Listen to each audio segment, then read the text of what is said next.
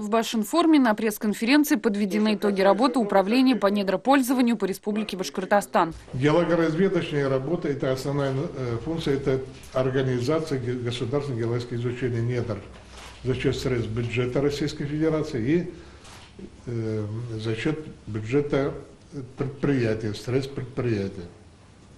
В прошлом году такой объем работ на сумму был 147 миллионов рублей. Работы проводились на 8 объектах и направления работы. Это региональная геология, геофизические, геосъемочные работы, нефть, газ, черные, цветные, редкие металлы, благородные металлы и алмазы, и неметаллы. Соответственно, эти объекты были, знаете, региональная работа – 1 объект, нефть, газ – 1 объект, цветные металлы – 2 объекта, благородные металлы – 2 объекта, неметаллы – 2 объекта. Проводились сейсморазведочные работы на северо-востоке Башкортостана, это на углеводорода.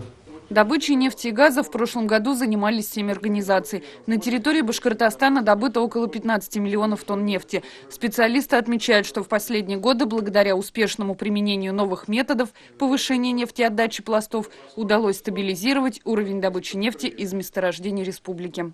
Обеспеченность разведанными извлекаемыми запасами составляет в регионе около 25 лет. В настоящий момент на территории Башкортостана насчитывается 202 месторождения нефти и газа. В разработке находится 163 месторождения.